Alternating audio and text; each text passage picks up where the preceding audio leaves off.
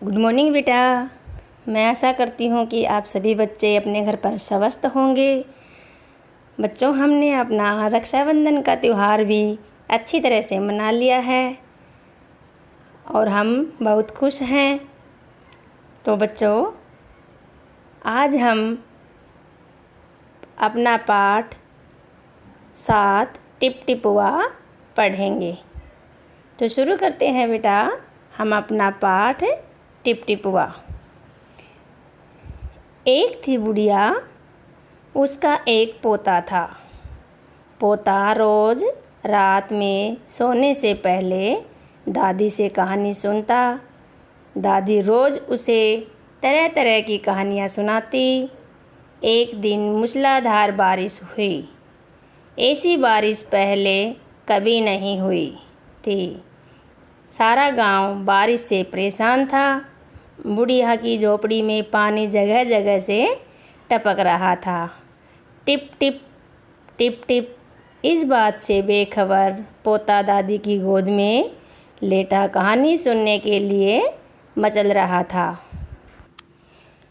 बुढ़िया खिंच कर बोली, अरे बचवा, का कहानी सुनाए। ई टिप टिपुआ से जान बचे तब न। पोता उठकर बैठ गया। उसने पूछा, दादी, ये टिप टिपुआ कौन है? टिप टिपुआ क्या शेर बाघ से भी बड़ा होता है?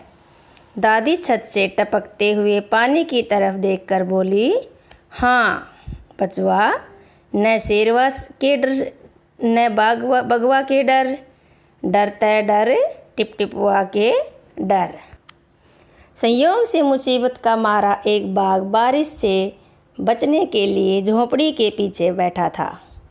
बेचारा बाघ बारिश से घबराया हुआ था। बुढ़िया की बात सुनते ही वह और डर गया। अब यह टिप टिपुआ कौन सी बला है? ज़रूर यह कोई बड़ा जानवर है।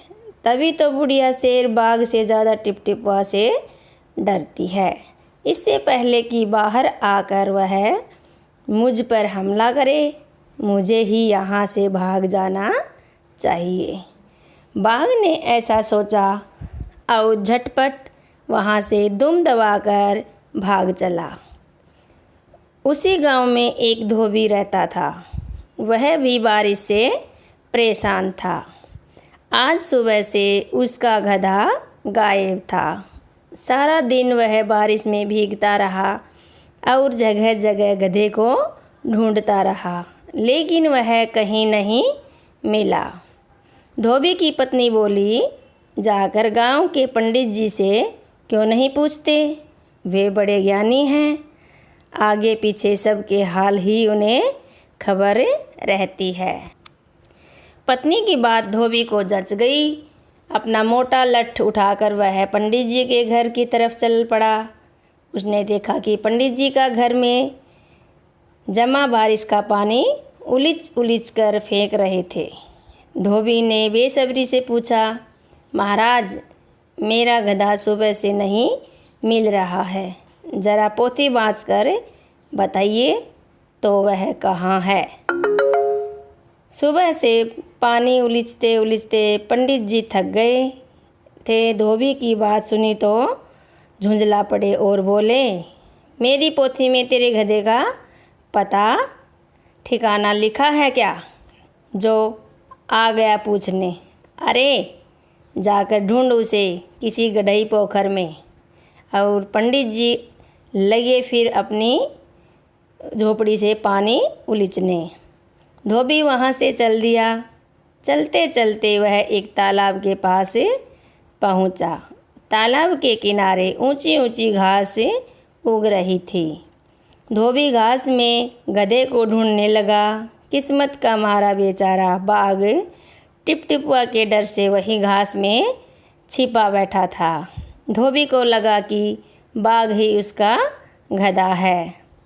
उसे आओ देखा न ताव और लगा बाघ पर मोटा लठ बरसाने। बेचारा बाघ इस अचानक हमले से एकदम घबरा गया। बाघ ने मन ही मन सोचा, लगता है यह टिपटिपवा है, आखिर इसने मुझे ढूंढ ही लिया। अब अपनी जान बचानी है तो यह जो कहे चुपचाप करते जाओ। आज तूने बहुत परेशान किया है, मार मार कर मैं तेरा कचूमर निकाल दूंगा।